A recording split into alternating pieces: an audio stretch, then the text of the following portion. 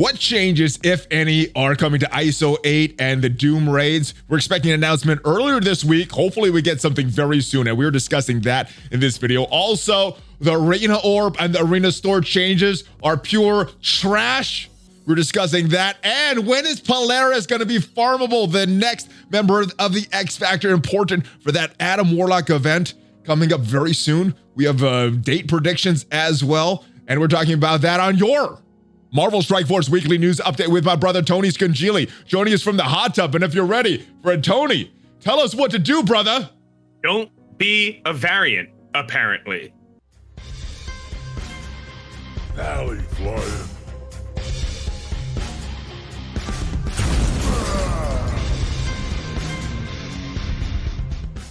Ah, yes, what is up, Valley Maniacs? I am ValleyFlyin. I am back. Welcome back to the channel and your Marvel Strike Force Weekly News Update. I hope you guys had a great day. If you've not already checked me out on social media and some of my other platforms, check it out there. And if you are joining us for the first time, have not already subscribed, make sure you subscribe for more great Marvel Strike Force and Marvel Future Revolution content. Today, I am joined by my brother Tony Scungili, not in studio. You're joining us from the hot tub. What is up, my hot tub friend? Look at your excitement.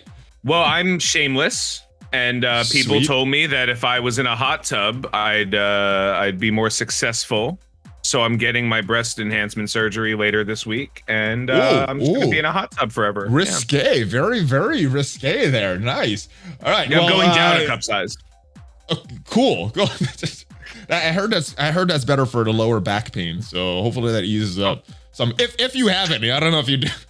But we got a lot of topics to discuss. We do need to catch up, but we'll do that after we're done recording because there's a lot to talk about. First thing I want to talk about, Iso-8. I think this is the big thing on the community's mind. We got this response from Cerebro 11 days ago, and that is almost a month from when we got that initial announcement about Iso-8 changes coming to the game, being required for a few elements, including content that was already previously in the game, the Doom raids, and just locking this requirement has upset the community. The response that Cerebro says, your voices have not been heard as loudly as they should, so we're spending a lot of time to ensure the team has a full picture to impact our decisions. We have some big meetings coming up with studio leadership. I thought we would get an announcement last week because of this statement. And of course, some of the things that Cerebro discussed on the private section of the Envoy server, pretty blunt, pretty good there. But we did not. And last week, hopefully we got in a blog post. I was expecting a blog post. We did not get in a blog post either. Before the blog post on Friday went up, we got this message from Zeeks on Reddit. The dev team has heard your feedback about the recent changes to the Doom raids, been working on how to address it. While there's not been an update on this topic in today's blog, which was referring to Friday's blog, we're expecting to have some details worked out early next week. Well, we are not early next week anymore. Monday, Tuesday have passed. We are now on Wednesday. We are midweek. We're not early in the week anymore. We plan on communicating these details as soon as we have them. We appreciate your patience in the meantime. How is your patience doing right now, Tony? Are you patiently waiting, or is your patience wearing thin about this non-communication? It's been almost a month that the community has been outraged over these Iso-8 changes, locking current content behind new bottlenecks. Where are you at with this right now? Are you still angry? Is it moved to apathy? Where are you? I feel bad for Cerebro and Zeeks because it's so apparent that Scopely doesn't even respect them enough to take what they have to, assuming they're not lying, which I have no reason to believe they are, and they're like, hey, this is a real problem. I don't think they are, based on some of the private things. Like, hey, this is a really big problem that you guys haven't addressed, and they're like, we'll get to it next week. Like, you know what? Like it. Oh, look, I drew a picture. Oh, okay, I'll put it up on the fridge. Like, I feel bad for them because I think that, you know, how you feel about what they're doing and their jobs and whatever, that aside, like, I do think they're trying to communicate, and the studio's like, we don't care. Like, I don't think that Boundless cares. I don't think that Scopely cares. I think they're like, this is what we're doing. Yeah. And if they don't like it, like, they've done everything shy of officially say, like, if you don't like it, quit. Because like I said a while ago, they can't, there's no walkbacks. It's too long for it to be a walkback. if they walk, like, how long has Doom Raids been out where you have to have ISOs? About 2 Like weeks. almost a month now. About 2 weeks. Oh, about I 2 thought it was weeks. 3. Well, Whatever. we had the announcement about a month ago. That was a few weeks before the update dropped. No response at that point. When the update dropped, everybody was hoping that it wouldn't be like that, and it was. So it's a been month about 2 since weeks the they've been announcement and 2 weeks of it being live, right? Yeah. So like any change that they make going forward is not going to be like an adaptation. It's going to be a decision, like completely separate. So it's not like, oh, we recognize it now. Like if they walk it back now, it was like part of a plan at this point, you know, like it was like, oh yeah, we'll make it hard, make some money, and then we'll walk it back. And I hear rumors all the time from so-and-so and what's his face, and like, hey, you know, they're gonna make it so 4 is the base and 5 is necessary. I'm like, all right, maybe they are. We were hearing those rumors as soon as the first blog post came out during the weekend. Still nothing. And then one of the things was there was a message about Cerebro about the process they have to go through. The interesting thing there was about involving the stakeholder. We had a conversation about that when that initial thing came out, and just I don't know what's gonna happen. What do you think is gonna happen? Do you think they're gonna roll some things back? They're gonna make some changes to the Iso-8 economy? I mean, what could they do at this point? It has been so long. People have frankly left the game. People have made changes to their rosters based on these decisions. What are they? What would the proper response be right now if they wanted to make the community happy? I don't think they're going to change any of the bottlenecks. They doubled down by adding the bottlenecks to that new event, the Origin Gear event. They added like they're not changing the bottleneck. They're just they might increase the amount of green gear we get. But for anyone excited about that prospect, just remember every time they've ever increased the gold, it's gone up by like a flat gear 5%. Oh, you're Iso-8 gear. I thought you were talking about the original green gear. I'm like, they did with Sorry, that I meant green ISOs and ions, that one T1 in milestone 20 that they removed. So. No, did they remove it? I hadn't noticed the 40,000 in my roster. I never went to verify it. I think they removed that though. Yeah, after you get into 5 digits of a useless resource, you know, you're just like, oh, I guess sure, throw it on the pile. That's what they probably do with the concerns that Cerebro and Zeeks go to them with. They're like, oh, complaints, cool. We have a pile of those. They're nice. Oh, there's not enough. We use them as kindling when it gets cold. Let's put 1 in the milestones. All right, I don't think they're going to change anything. I think they'll increase the amount by some nominal amount, right? Yeah.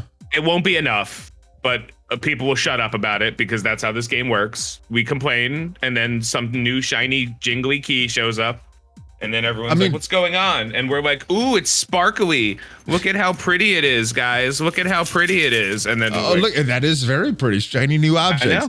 So whatever. One of the big things that they announced that in the next update there'll be some permanent changes to Iso-8 coming. They have some temporary events that's going on. One of them going on right now, which I think is very generous, but it's a temporary event. So this doesn't offer relief to a lot of these long-term changes. And personally, I don't mind chasing these new events. You know, this new mythic event, these new the mythic legendary event for Adam Warlock, the Gear Origin type event. I don't mind those. Those are new. Those are new chases. I do mind when they gate current content that a lot of players were doing before these changes went into effect, and now they cannot do anything with this, and that just feels bad. Moving the goalposts. Well, you had started Doom Raids like the day before they made the announcement, right?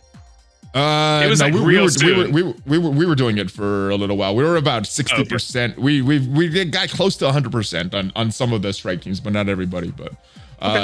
So the game has been in bad places before. You know, we've been through ups and downs in the Marvel Strike Force community. Do you think this is the low? Do you think this is finally time that Scopely reverses some of the decisions, finally listen to the community and make some wholesale changes to the game? Or are we going to get minimal changes to Iso-8 economy? And what is taking them so long? Are they hoping that the community's forgetting about this and moving on to other issues? Why the feedback? And do you think that we will finally get some wholesale changes because of I guess what is the mood of the community right now? I don't know if this is an all-time low, but it feels like it with the amount of players that are telling me that they're leaving the game. Players leave. Like I'm not trying to disparage anyone's emotions on the game, but like players leave. Like it happens. this game hasn't gotten worse. It's the same but garbage game. People just get to the point at different, like, you get fed up with the game at different points. You know what I mean? Yeah. Like, you and I being endgame players pretty much since we started playing because of how quickly we accelerated through the early and mid games.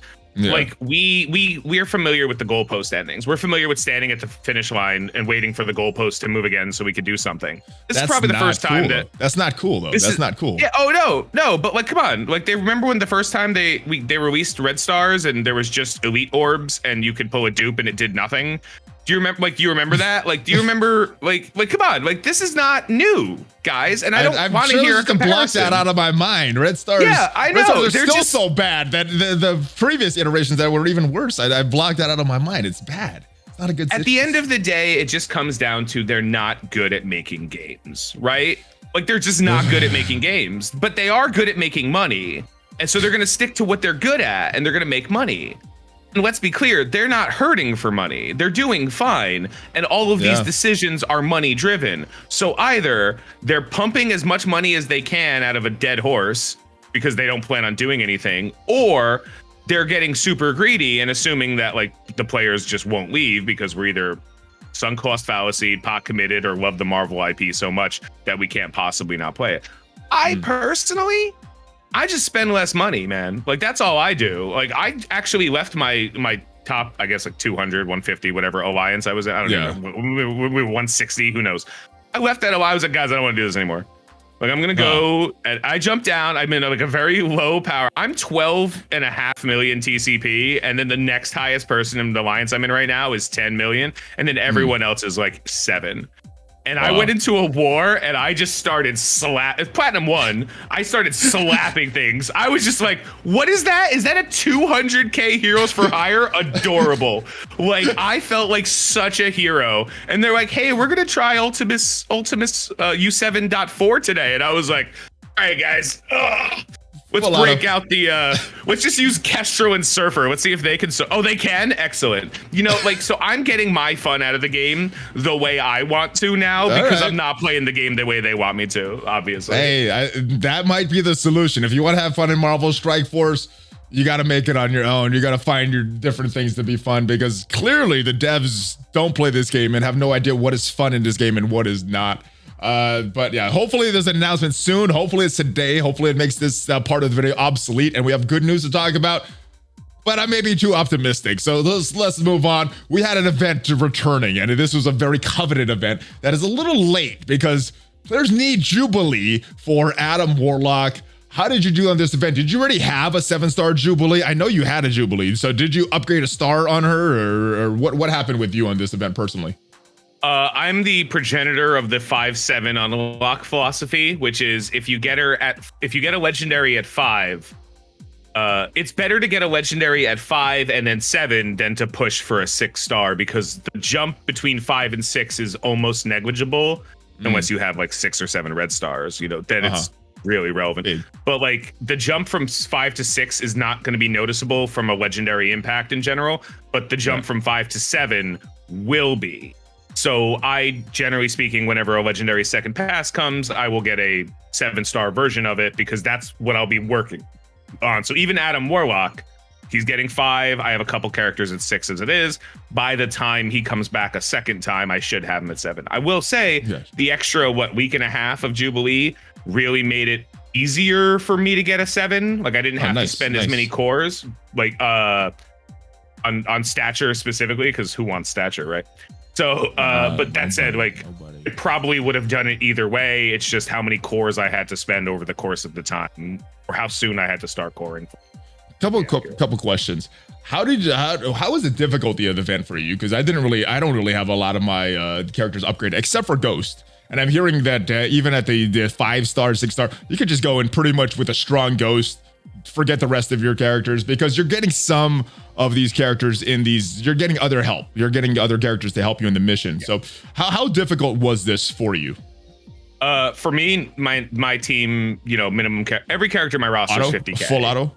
Yeah. Yeah, every Okay, team I streamed it. Like that said, I actually opened up a pool for my like viewers. I was like, hey guys, tell me what your like show me your lowest team. Like show me the team you unlocked the 7-star Jubilee with. So far the report is 283 with 100k, 107k ghost, and then 60k's on 60k stature and no, just stature and yellow jacket. The other two idiots were like level 1. Like Ant-Man and Wasp were like they died immediately. So disrespectful to the originals. Yeah, I laughed when I saw that picture. I was like, that's amazing. So obviously a lot of people wanting Jubilee for this Adam Warlock event. This is important for them. Outside of that, how important is Jubilee right now in today's meta? Where are you using her? Are you using her outside of this Axemen team, or pretty much just where are you using her right now? Well, first of all, I think the Astonishing X-Men, for my money, just my opinion, is the best team in the game. I think they're nowhere near as powerful as the Black Order was, but you get so much value out of them. Like raids, amazing. War, offense or defense. RTA, for whatever it's worth for anybody. Like RTA gonna get you a win. You know what I mean? I don't know. Infinity Watch is pretty dominant. The dad bros and all that, but yeah, but then anyone who isn't Infinity Watch loses. And it's RTA. Who cares about RTA? Yeah, which is why I want to put a team on auto, and that team is the Astonishing X-Men. All right, I don't want to click buttons. Fair enough. They're all mutants, though. You might have to get some other objectives, but yeah, very important. And a good character for Dark Dimension 4 as well. So. And Jubilee was actually phenomenal for Dark Dimension 4 for me. So yeah, like I think Jubilee is, I don't think she's Doc Ock, you know, like as impactful as him, but like she's part of one of what I think the best teams in the game, most useful teams in the game, most overtuned teams in the game. And she's just overall a good character. She has really good damage. She has really good focus on her own. She's a good legendary. I think the fact that she also unlocks Adam Warlock is just kind of like another feather in her cap, you know?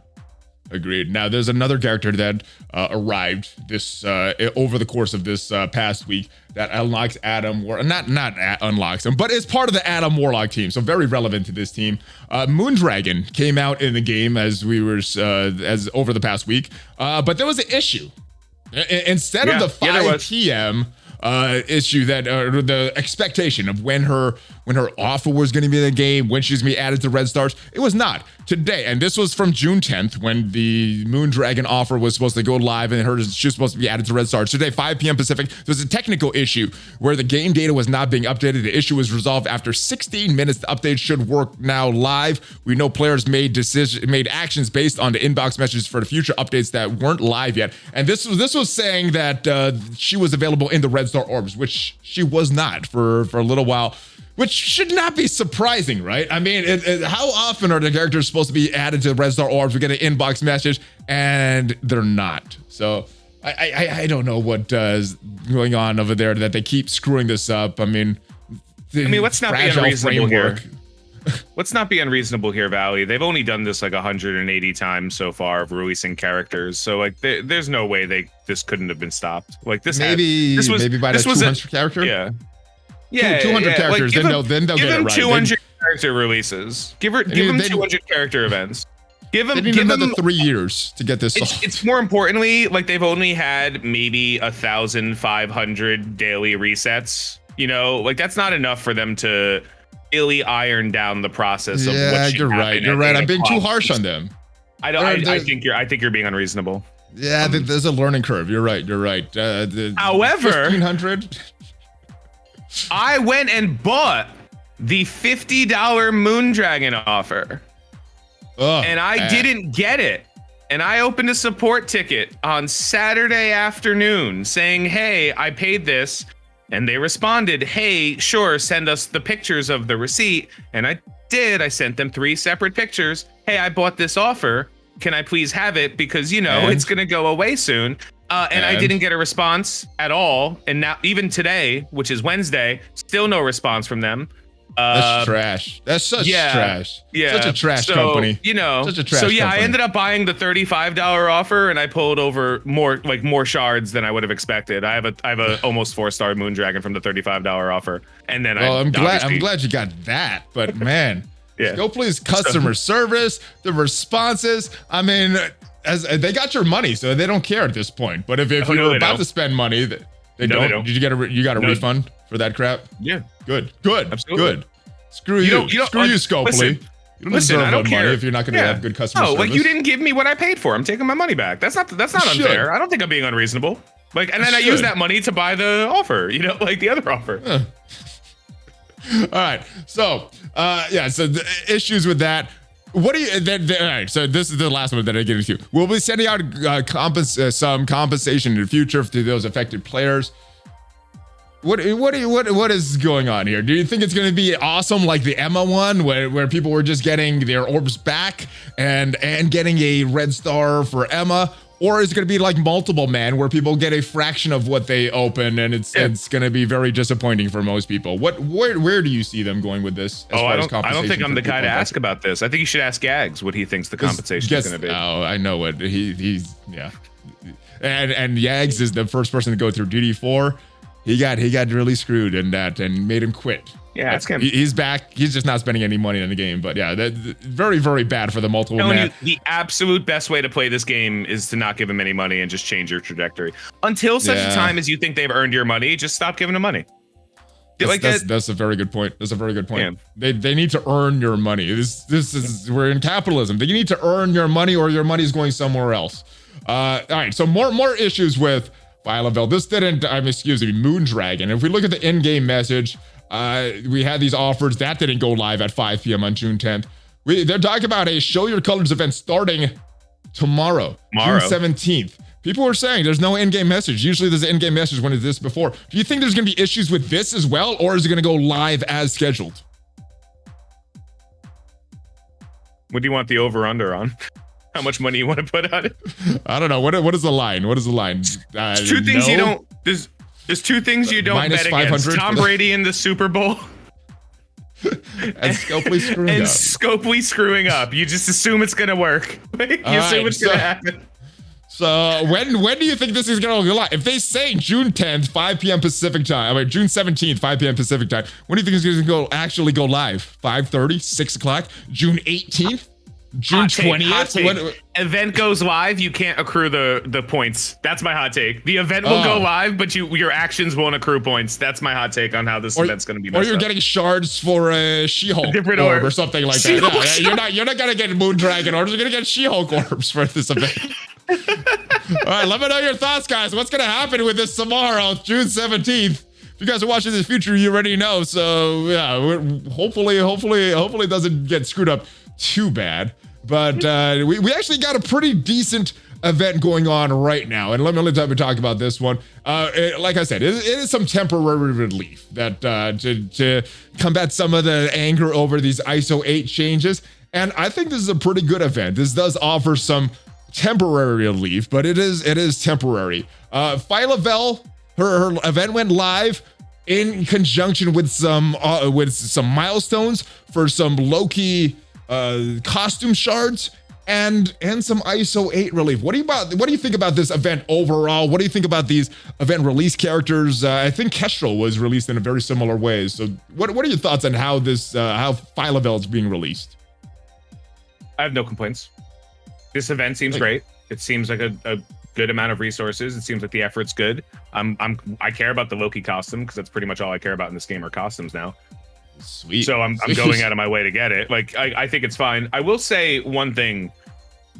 Obviously this was planned, right? Like they didn't like last minute be like, quickly, let's, like add these events into the game. This is part of the plan. And this goes to show how like actually tone deaf this company is, because had they released a little bit of a roadmap regarding what type of events, like, I don't know, most other games do. And I'm not talking about real games. I'm talking about mobile games. Like most other mobile games give you an understanding of when events. This one game I'm playing gave me a week's notice to be like, hey, we're adding a new character. So save up your resources so that like you can get like draws on this character. Wait, devs communicating with the community? So, let's look at the ISO. You're crazy talk. You're going with Tony. What are you? Let's look at all the ISO changes, but through a different lens. Let's look at through all the ISO changes through the lens of them telling us about these events first, and saying like, hey, we're going to do a lot of events in the upcoming future, in the near future, that's going to increase the amount of ISOs. And the reason we're doing that is because we're making changes to the way you use ISOs. We're making changes to Doom Raid. We're making changes to the requirements. So these events are going to be really important because we're going to make it a little bit more. Like, it's a different lens. Yes, it's still not good, but it doesn't feel like garbage. And I hate the idea that people say all the time, and I hear it all the time, like, well, you don't know what they're going to do in the future. I'm like, yeah, that's actually one of the problems. That I don't know what the future is going to be. They should tell me that so that I don't have the knee-jerk react to how terrible some of these things feel. Like, that would be great. Let me push back on you a little bit. Offer you another hot take. They don't know what they're going to do. We don't know what the plan is because they have no plan. They're just reacting. And this was not planned before. This is like, oh, the community's mad about Iso-8. Let's see how we can introduce this in the most minimal permanent way possible. We'll have a calendar coming up, which is going to expire after, I don't know how many days. What does it say here? Kicking off on June 25th. So it's still not even live yet. For 7 days. 7 days here. We're having a temporary calendar here, a temporary event going on that's going to offer Iso-8 and Ion relief, but that's going to go away as well. The only thing that's permanent is this, and it'll be very minimal. That'll be in 6 weeks from the changes that we announced. These should have went live 6 weeks before these Doom Raid changes went live. It would have had a much better feeling, but that would have required having a plan for your game and for your community. Do you think this is? I'm going to push back on you with what I said. Do you think that they are reacting, or do you think this was part of the plan and they just started very crappy at communicating any plans that they have? I think I cannot stress enough how I think this is the worst development company. I think there are some hardworking people, and that the best work they're putting out is we're still stuck with this. You know what I mean? Like, all those hardworking people, their work gets crapped on by the decision makers that just give this a not a good feel for this event. Yeah, or I can't, for what people feel in this game. You know, it's just there's I'm good not people there. shocked. I'm not shocked when like my dog jumps on my couch, you know, even though I tell him not to, because he's a dog. His understanding limit is very low. I'm not shocked when Scopely/Boundless comes out with some stupid shit, because that's their understanding of how to create games is very low. That's it. And if you don't believe me, please, by all means, go download any other mobile game and play it for a month. And you'll be like, oh, I see what he's talking about. Yeah. How many have the Marvel IP? I think a lot of communities addicted to this Marvel IP, which is why we're talking about Marvel Future Revolution in towards the end of this video, and there are timestamps in case you want. But yeah, I mean, this is really good. I'm very happy with this event. These Ions are very good inclusion. I like the increase of Ions, the Loki costume. I think that entices me to play because, like you, that's great. I do want this Loki costume, and then we're getting a little additional gear and stuff like that. But I think this is good. I just don't like that it's temporary instead of permanent. But we do have some changes or not some changes, but we had the raids switch up. We got gamma raids going on right now, and this is probably the most hated Greek raid for anybody in the game right now, and that's a lot because of these lanes in the center which require defenders or mercenary, who's not a great raid team, and then these lanes here which require the Kree, Pimdek, and Wakandans. What are your thoughts when you saw Gammas coming back? I mean, they have a decent orb because Shatterstar's in there, but pretty much everything about this raid I do not like. As you can see, our alliance is doing difficulty 2 because it's such a the requirements in it are so crappy. What you are know your feelings me on Gamma? I love raids. They're my favorite game mode. So I actually don't hate these raids. Okay. But the last time I was here, they gave me the middle lane. Oh. And I was like, oh no, it sucks. I went through so much of my roster to get like 6 nodes done. I was like, all right, we'll throw the defenders plus like I don't know. There's no healer. Like, I just threw a Deadpool. Like, the defenders plus Deadpool up the middle, and that was one node. And then it was like the Mercs plus. No, it was just the Mercs. Like, I don't know, man. I feel like Hydra at some point was okay. These are just, it's at one point these were great because it wasn't a hard fight. These fights were the easiest fights on the lanes. Yeah. So like, yeah, you had to use garbage characters, but they knew they were garbage, so they made these fights here. Once you get to dot 3, oh boy. But geez, Rick. But Tony, it did say in the release notes for update 5.0 that there was more defenders coming. The more defenders were on the way. I mean, and that was only. I mean, in their defense, that was only just from December that they said that. And I keep pointing this out because while Punisher traditionally supported the defenders team, there's a few other city heroes that can slot into replacement. And yes, we do have plans for additional defenders in the future. So they're coming to give you some relief for the gamma raids. Does that excite you a little bit more? I mean, are they here? And am I currently in gamma raid? They're coming though. They're coming. It says. Oh, yeah. It says right here that they're coming. They have plans. Listen, I've heard plenty of people say that to me before, and I didn't believe them then. Well, we'll see what happens. Hopefully, they make good on some of the promises that they made in the past. I mean, they after a year and a half, they finally fixed the passive for Black Bolt, or they gave us an explanation in the description of why it's not working properly. So maybe after a year and a half, we'll get some relief for these gamma raids. But it'll be Shang-Chi or something. Shang-Chi. It'll be like Shang-Chi, or we'll get Spider Supreme or something, and like whatever. Well, one good thing that they did, they finally added multiple man. He's now on Doom 3.9. We've seen some data mines for this for a while, so we kind of expected this. Taskmaster is leaving that spot. Yeah, is this enough time to get your multiple man up to unlock Adam Warlock? And if not, what do you think should be the proper time before they make before a legendary event and when they making characters farmable? I think all of the characters should be farmable in line with this. So I think Polaris should be farmable here too. Like, I assume he's coming out on the 28th, which means that if the 15th to the 28th is what, 13 days? Just about 2 weeks. Or yeah, just about 2 weeks. I think 2 weeks from the start of the event. I think every character should be farmable 2 weeks from the start of the event. No, and obviously the first time the event's 5 days, so it's a little bit longer. I think give players 2 weeks. You know, I don't think you should be able to go from 45 to 5-star. Like, no, that's the legendary is a reward for either accruing extra shards during the event of a character or spending money on the character. That's the point of a legendary. So I'm okay with the first pass unlock not being for everybody. I know a lot of people aren't, specifically everybody, but like, shut up. Like, I don't care. Yeah, I know. Like, I don't want, if I spent money to get something and you got it for free, I'd be pissed. That's all it comes down to. Like, if you get it for free eventually, that's fine. But like, I haven't actually spent money on this, but that's kind of goes in without saying. Like, the only character I ever bought was Polaris. Everyone else, I just played the game and got them at 5-star. So I think 2 weeks is a reasonable amount, especially if players are prepared for it. They could save up cores, triple farm the characters, et cetera, et cetera, et cetera. But I think Polaris should be available here too. I think they should give everybody that much time.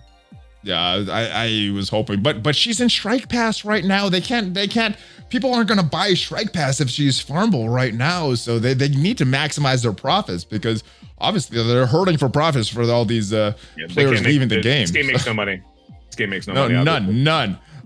So we did get some changes, and I feel that 2 week mark is pretty good. I feel that that's decent, and I do like that there's some exclusivity to these events. But you know what I'm pulling up right now? This crap. This arena orb is pure trash. We got who's the character that was added there? It's skipping. Oh, Shatterstar. We were just talking about Shatterstar. The blitz is going on right now, which is good, but this arena orb is pure trash. Every other orb, as you guys know, is less of a cost, and all the characters are in there. The other thing that happened is these changes to arena. I was hoping. Now they did not say this, but I was hoping Red Guardian was going to go down. Yeah, at a 1-to-1 ratio, but it's not. Red Guardian is still there at the increased cost, which means how long is it going to take? Let's look at like the blog post here. what they said. They said characters that have been there. Oh, the prices for the newest characters, which is plural, the supplies will be changed to 1,250 arena credits. That got reduced to 975 since then because that was such a bad change. They also said that characters that have been there a bit longer, which gives them a lot of wiggle room. A bit longer it's very ambiguous. Will be set at the 500 arena credits. So when do you feel that Red Guardian will be there? Do you think there'll be an announcement saying, oh, we made a mistake, Red Guardian's supposed to be at that 500 level, or they're gonna stay in there for years at that increased cost? I think the top row is going to permanently be 975s, and I think that anytime a character gets pushed off of the top row, like I think the L3's placement was intentional. I think like Shatterstar will be removed when they put another character in the orb, and that'll be yet another pass of Red Guardian being there. So you think it's going to be three passes before a character goes down to that 500 level? Two passes. So red. Oh, so total from the yes, to total 3. I thought you meant like from now, Red Guardian. So the next character goes in the orb. The next character that goes in the orb is going to move Red Guardian over 1 slot. The character after the next one is going to drop him down to 500. That's what I suspect. Oh, so you're thinking there's another one, man. I hope they go back on this. I hope that when they announce these changes to Iso-8 and Doom, they're looking at the entirety of the game, because there's so many areas of the game that is screwed up. And these changes that they announced to these arena orbs, or this whole arena store, I was saying if they move it down at a 1-to-1 ratio, that's actually good changes, because that's gonna get characters through this store quicker. Yeah. And if you want it sooner, you get this orb, or you pay the increased cost. Yeah, if they do that, that's really good. I don't 2, maybe 3. I think is a little longer, but if they communicate you have what no the changes. Control over. For a currency, you literally have no control. Like you can't buy it like war credits, raid credits. Technically, you could purchase through stuff. Arena credits, you get what you get, right? You get the maximum if you're rank 1, but like generally speaking, you get a set number a day. Like if you fight up a little bit harder, you can maybe afford to be able to buy the character more often. I think the arena, so here's my thing. I think the arena payout structure is so bad considering how much time has changed that it needs to be soup to nuts result. I think they need to increase the amount of cores everybody gets at every rank by 50, like literally just drop everything down ones. You know what I mean? Like every single like reward structure goes down by 1. I think they need to increase the arena credits, but most importantly, I think they need to add arena orb shards. I think that you should be able to accrue arena orbs in the same way you can accrue raid orbs, in the same way you can accrue blitz orbs. Get a number of shards every day. You can open the orbs, because I opened 10 arena orbs and I pulled 0 Shatterstar, and that was the last arena orb I'm ever opening. Like, oh yeah, 10 and I got 0, and he's a 10% drop rate. Yeah, I understand how RNG works, but I'm still not doing it. Yeah, like I don't care. Like I'm not doing it. You know 0. what I mean? I've opened 0. The Valley Club in the mornings asked me to do it for science. I'm like, no, it's such a bad value, even for science. It's not even worth it. So these shoot yourself in the foot for science. I want to see if you bleed. All right, trust me, I'm gonna bleed. But I mean, either that sounds good. I don't have arena a PhD, orb shards, but what is that? There's a little delay. We were talking over each other. All right, so yeah, this would be good. Adding these shards to the daily rewards would be good. Decreasing the cost of the arena orb would be good as well. But all right, so we got 2 of the X Factor members farmable. We're still missing 1 though. We got this announcement on Friday about Multiple Man and Scream. Nothing about Polaris though. So what do you think is going on with Polaris? What do you think is the timing that she will become farmable in preparation for this Adam Warlock event? If we go back into the game, we see where the current strike pass is right now. As we're recording, the 6 days, 6 hours left in this strike pass. So I'm assuming sometime after this ends. What do you think? How long after this ends do you think Polaris will be added to? If the data mines are correct, to a campaign node? On Friday the 18th, they will announce that Polaris will be placed in Cosmic 1/6 on Wednesday the 23rd, giving players 9 days to farm her before the end of Adam Warlock's event. The end of the event, guys, not the beginning of the event. The end of the event. Very, very his important. His event will list for 5 days, and then you will have. All right, so very, very specific prediction there. Do you know something, or are you just looking at the data mines and compiling that that's not the word, but using that with this end date of the Strike Pass. Just or do talking you know, on my or do you butt. know something? No, I'm just talking on my butt. You should never listen to me. Sometimes you're right, though. Sometimes you're right. Sometimes you're right. Yeah.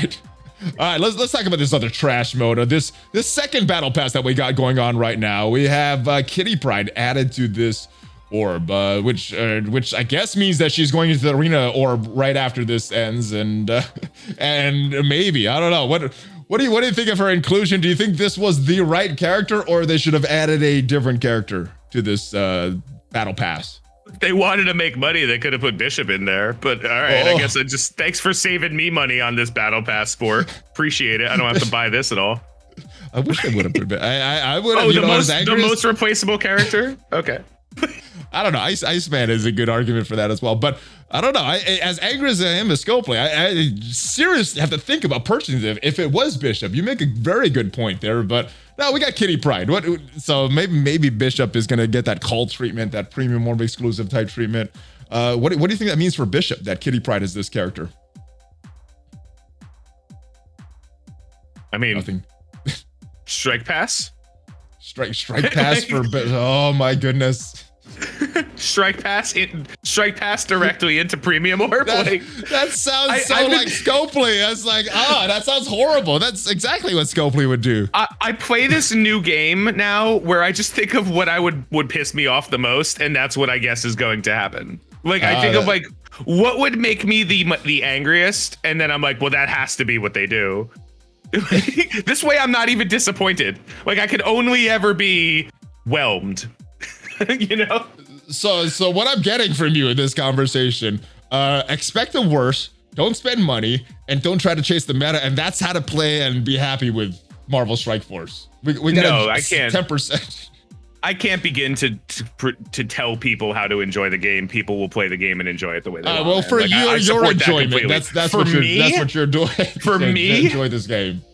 Listen, I've already got on record to say, like, if the iWatch isn't the best team in the history of this game by a mile, I'm probably not going to care about the next legendary at all, whether it be Apocalypse or anyone else. Like, I don't care.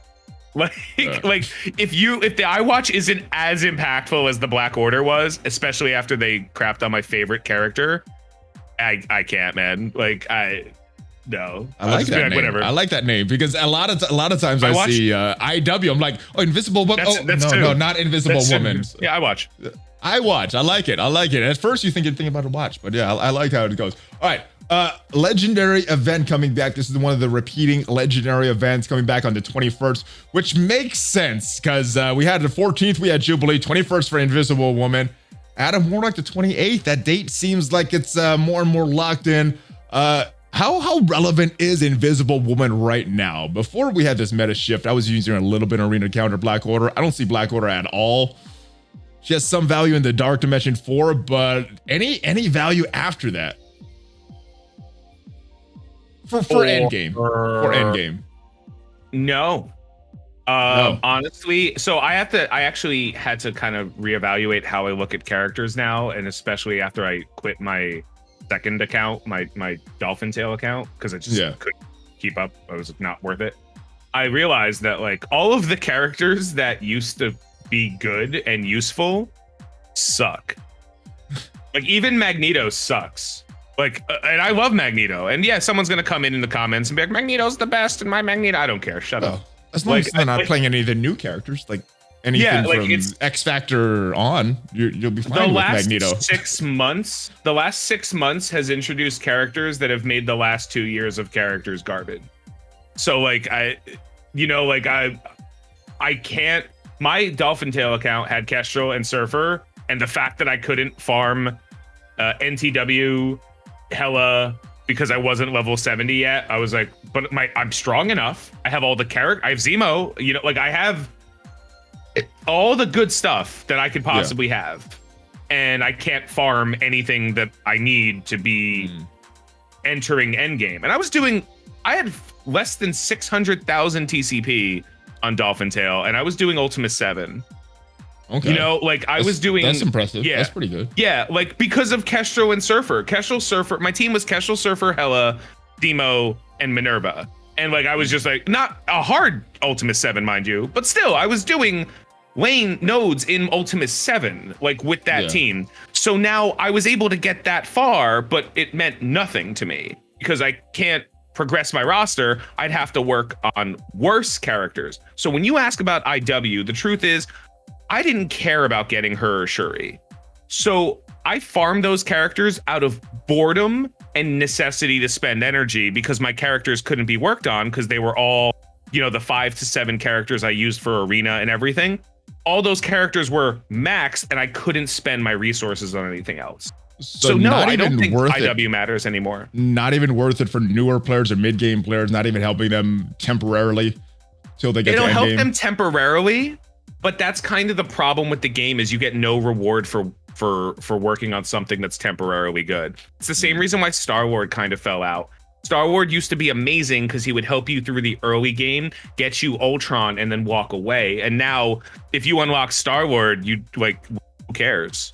Yeah, like you could do, you can get Symbiote, Spider-Man, and Venom up to gear tier 15, and then you could bring in like the rest of the Ravagers and still pretty much be Dark Dimension 2. You know what I mean? Like that's how good those two characters are compared to the rest of the pool.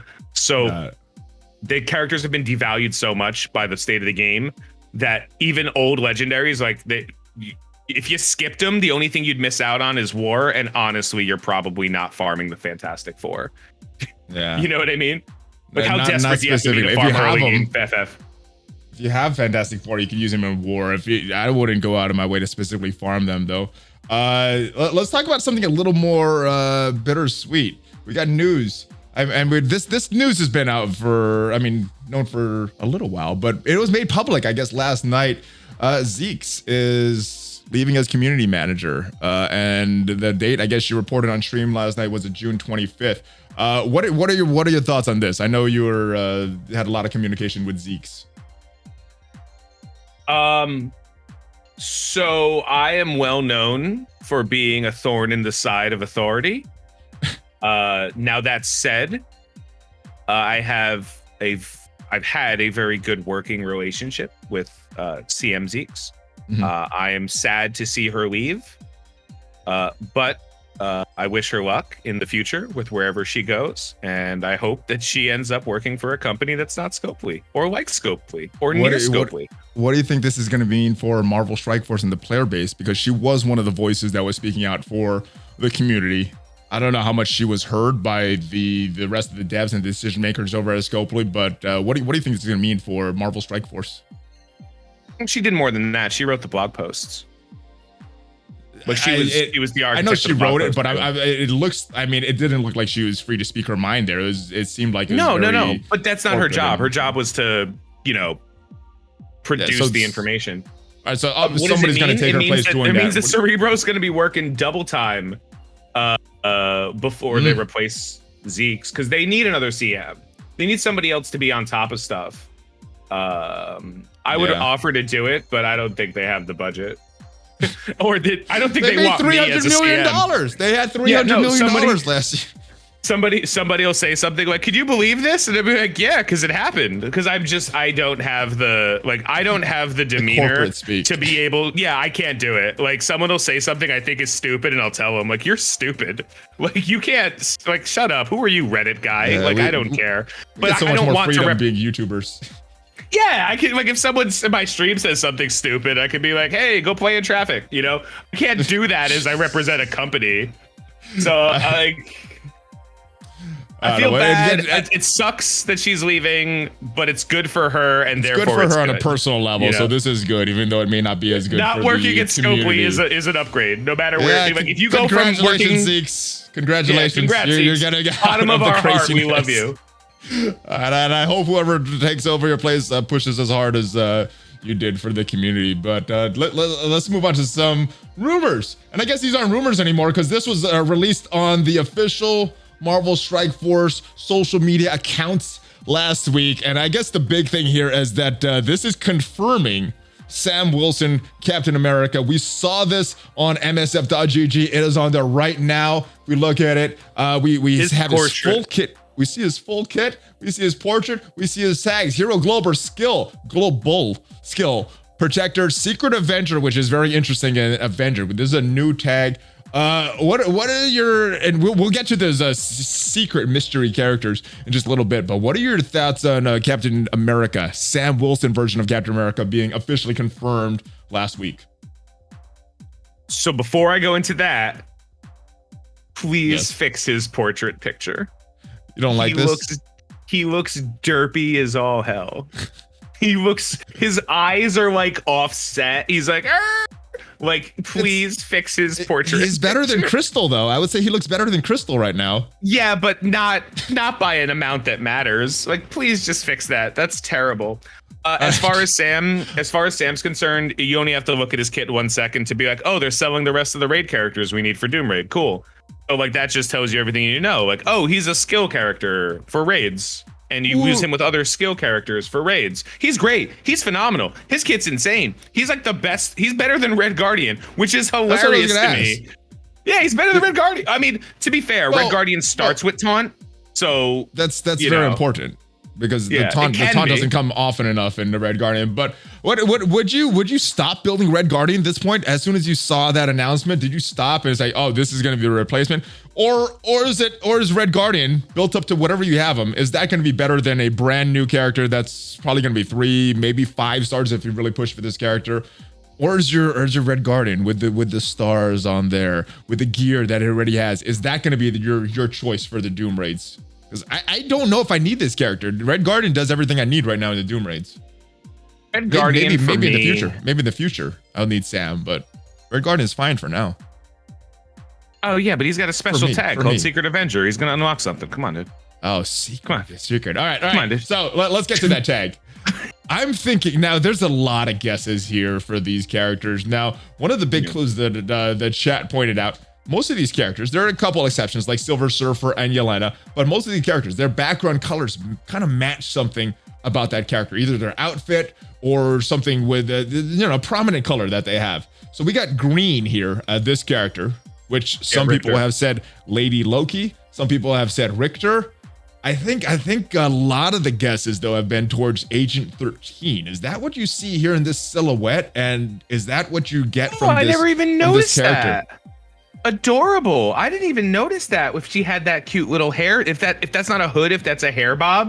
Well, she did have a hood. She did have a hood, right? She did have a hood in the thing, in that Falcon and Winter Soldier series, which Captain America Sam did appear in. So is this Agent 13, or are you leaning towards something else? Oh wow, no, I never even saw that. I like Agent 13 now. Okay, so I heard a rumor a while back. Before? Oh, I thought it was either Richter or literal Spider Supreme from the Warp World crossover comic, because I thought they were going to do that with the iWatch. So iWatch is part of a comic series that they're actually doing. At some point, Gamora got like the Reality Stone and changed reality, and then started merging people together. And Spider Supreme is like the merge of Spider-Man, Captain America, not Tony Stark, Moon Knight, and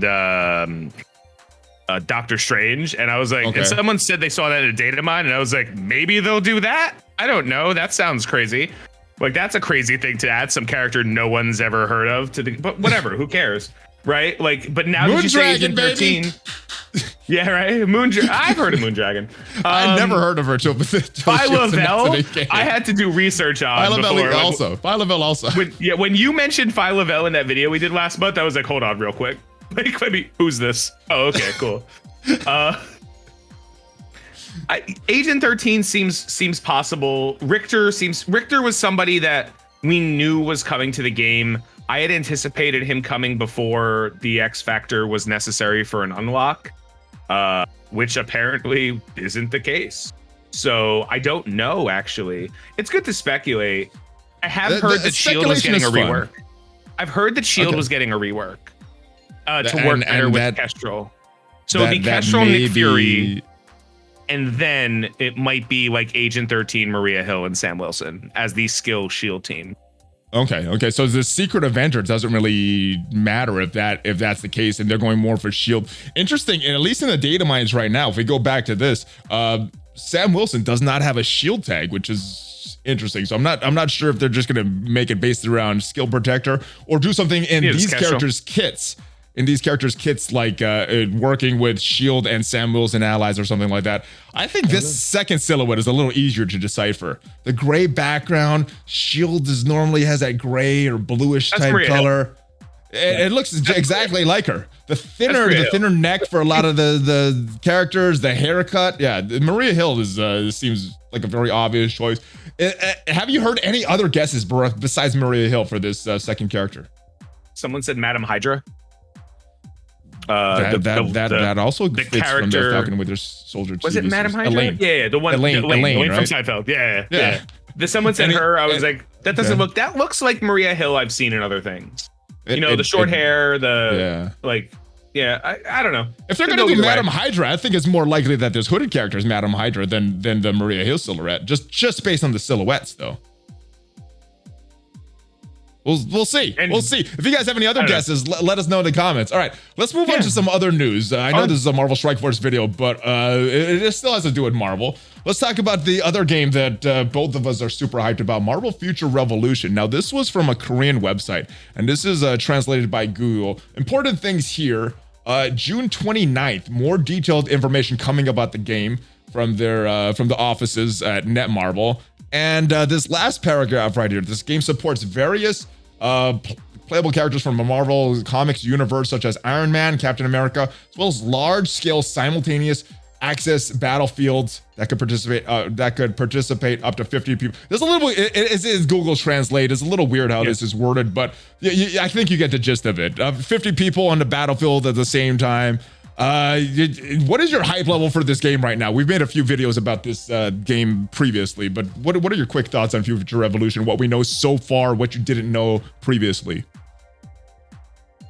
Every time we talk, you always ask me what my hype level is, and I'm always like, it's as high as it could possibly be. Is it still as high? Something else did it go higher? Did it go to level 11? Yeah. So I'm actually starting I've been slow rolling the videos because I didn't want to start doing videos until stuff came out. Like my videos are I help you.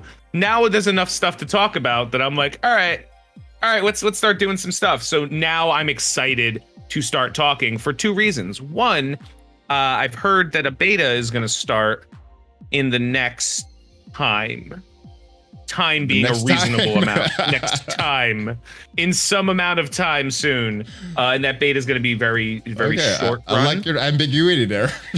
Yeah, so I'd like to get ahead on that. There's a lot of us working together and talking from other games. A lot of us are getting together to kind of talk about this game because the truth of the matter is this game's epic. And I mean that in the definition of the word epic, not in the Valley Girl use of the word epic. Like not. Oh, that one. Okay. Yeah, no, like this game is going to be a very big attempt, and it's not going to be for everybody. I'm telling you, there's going to be people who try it out and go, oh, I can't play this. Like I need the simplicity of Marvel Strike Force, like I like, and again, it is a simple game. It's a Marvel Strike Force, and it's fun in its simplicity. There's a lot of access to it. This game has a little bit more to it than that. You're going to have to make active decisions, which might turn people off to the game, but they're going big on this one. They're trying to make it a beautiful game. They're trying to make it an expansive game. They're trying to make it a play as much as you want type of game, and it seems like they're hitting the nail on the head. So I'm ready. Like this game can't come soon enough. So am I. This game can't come soon enough. I agree. Give us our beta already. Give us our beta Netmarble. Yeah. Here's what I think. I agree with you. It's not going to be for everybody. There's going to be some people that just like Marvel and want the latest Marvel game. They're going to jump to this immediately. There's some people that like these action type RPGs, these MMOs, these stuff. They're gonna love this game. Then there's other people that play Marvel Strike Force that like the turn-based system, the more relaxed atmosphere. You could play Marvel Strike Force while doing other things. Not gonna really be as appealing to Marvel Future Revolution if you really enjoy that game style. So I think there's be some of the audience from Marvel Strike Force that loves this game, but there's gonna be some people that like, I still, even with the problem, I still like Marvel Strike Force better. So We'll be talking about both of these games on this channel. But last thing I didn't want to talk to you about was Loki. And spoiler alert, guys, we're going to talk up to episode 1. Episode 2 has already dropped, but in case anybody hasn't seen it, we're not going to talk about episode 2 here. But what are your thoughts on episode 1 of Loki, and where do you think this series is going? Kang. Kang. I think this series is going Kang the Conqueror. Okay. I have a lot of reasons for that, and I don't want to spend another hour talking about my theory. We'll do that. We'll do it in a separate video. We'll do it in a separate hour-long video. That's fine. Yeah, let's do it. Yeah, fine. I think that I think the biggest problem I had with the first episode is they did that thing where they tried to like, let's explain everything, and then they explained too much, and then it made less sense. My takeaway, we're doing a little bit spoiler free. Like, I'm not trying to give away the cow, like everything, but at some point they say the Avengers did what they were supposed to do, messing with the timeline, but Loki didn't, which makes sense until you think about it, and then because it gets branched out with the it and makes, all that, it makes right? sense until you think like, well, no, because if the Avengers did what they were supposed to, then they were supposed to go back to Camp Lehigh, and they could never have done that if Loki didn't steal the Tesseract. So no, they didn't do what they were supposed to, or Loki did what he was supposed to. So the idea, the entire takeaway I have. Yeah, my entire takeaway is that deep. I enjoyed it. Now you're getting me to think deeper. I'm like, oh wait, that doesn't make sense. You can still enjoy it. That doesn't make sense. Because here's the reason why. You ready? I'm gonna blow your mind. All right. The TVA are not smart, and that's why they got the actor who played Pillboy in The Good Place to be the male guy. Oh, what? It's a great show. The male guy. Okay. The male guy with all that who stuff was in his desk. Yeah. Actively all that stupid. Cool stuff in his desk. What's a fish? You know, like that guy. We're supposed to look at the TVA not as this like, wow, what an amazing organization. We're supposed to look at them as dumb bureaucrats. So the point is, they don't have rules that make sense. Loki wasn't a variant. They just follow they're not people. They're not human beings. They're beings created to work in this group. So I don't think, this is a theory I have. I think Kang the Conqueror, after the destruction of the Time Stone and the Infinity Stones, because Kang basically keeps track of the timeline to make sure that the timeline exists where he gets to rule at the end of the universe. I think the sacred timeline never existed before. I don't think the TVA ever existed. I think after the Infinity Stones were broken, Kang took over the timeline and then produced the sacred timeline and convinced everybody that this is the way things are. That's my guess. That does make sense. That will set up for Quantumania. That judge type character that was judging Loki, I think in the comics she does have like a relationship with Kang, and it kind of makes sense there. Bad guy for Loki, the simpler thing. I think most people are thinking Lady Loki. Is that what you're guessing as well for the variant of Loki, or are there multiple variants of Loki? What are you thinking? And we haven't seen episode 2, so this is all episode 1 stuff. They kind of set it up so that there's multiple variants of Loki, right? Because they created a variant Loki by removing him from Erasure. When Mobius ripped him out. They created another variant to fight the variants. So they're kind of setting up multiple variants of Loki. And I think that's where we're going to get a lot of the work. I'm just afraid because I don't think he's going to survive the show. And I don't have it in me to watch him die again. Well, he's died and come back so often. If he dies, he can't can return. He'll come back though. Don't worry. Dry your eyes. He'll be back. He's died like 3 or 4 times already. Yeah. All right, but I'm looking forward to the rest of this series. Episode 2, I'm going to watch it with my family tonight, and I have very high expectations, and usually the MCU meets them for me. So, I'm nothing but positive so far to say about it, except when you think too deep, like about the timeline and stuff. And I'm trying to not think that deeply. Yeah, they could have just said nothing. Avoid any they could have just been continuity. like, "You're here because you did that," and we'd be like, "Okay." Well, that's the first thing I'm thinking. Like, wait, Avengers screwed up the timeline. Then at least them saying something. Oh, they were supposed to do. That's the point. They said they were supposed to do it, but like, even if it didn't make sense, you didn't even have to say that. They addressed it. Yeah, that's the whole point. They're addressing it, made it worse. Like, I'm like, no, just shut up. Like, just be like, shut up. You're Loki. We don't want you here. But that's their solution. That's their quick writing solution. They're supposed to do that. Oh, you don't know what happened? Nanotech. It's because of nanotech. That's nanotech. How any mystifying plot is. It's nanotech. That's there. Yeah, right. But that is it. That's all we have. Hopefully we get a good announcements from Scungili. I'm still a little optimistic, but it's we've dealt with Scungili for 3 years now. We know they're well, not we've dealt with this company, the Fox Next, and they went through Scungili and all that. We've dealt with this company in this game for 3 years. We know kind of what to expect, very minimal changes, but hopefully we're super surprised, and we have some good news that we could talk about finally, and dropping the anger for at least temporarily. Tony Scungili, you have that smile, like everything you're saying is not going to come true. Yeah. If wishes were fishes, the world would be an ocean or a hot tub. You're probably right. But I still want to be optimistic here. All right. What? Anything else? Any other final thoughts, brother? Before I let you go. No, I'm just gonna remind everybody that like you don't have to have the nicest, newest thing the game releases to enjoy it. There's plenty of fun to be had without buying it, because that's what I realize every now and then when I get upset. So don't be mad. Like, don't let a game bother you. It's a game. Yeah. You can react, right? Like, you can have fun with the reaction, like, oh, these guys are terrible, but like, don't actually let it hurt you.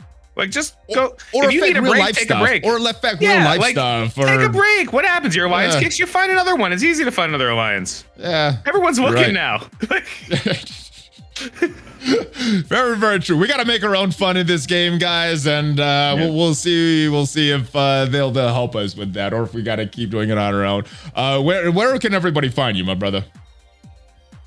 Well, I'm a variant. Do you have the OnlyFans set up? You can find me playing My Hero Academia. It's the strongest hero, because that game is awesome. Is that on your main channel, or do you have your second channel set up? Oh, I'm not doing any videos for it. I just play that game. Oh, just playing. Okay, nice. You want me to do a video? Fine, we'll do a video together on it. Are you streaming it? Sure, I'll stream it. Or just play? Okay. I just play the game because it's fun. All right. Well, you're all over the place, and whatever links you send me, that will be down below. And if you want to find his other locations, like his OnlyFans or stuff, just search Google. Yeah, Google has a lot of information. Anything in the world / Tony Scungili, I'll get there. All right, there it is, guys. Yeah, adultfriendfinder.com / Tony Scungili. You'll find me. Ooh, MySpace. Let's check out your old top 5, your top 6, your top 6. Who's in your top 6 in your MySpace? Joe Rogan. Joe Rogan was in my top 5. Oh yeah, which is a real thing. He was in my top 5. It was amazing. Were you in his? Who cares? All right. I'll see you guys next time. Hopefully we got some good news, and hopefully you're still having fun with this game. And don't let Scungili get you down. I'll see you guys next time. Check out some other videos, more Marvel Future Revolution, and more fist bumps. There it is. Tony Scungili and ValleyFlyin out. Have a good rest of your day, guys. Have a great week.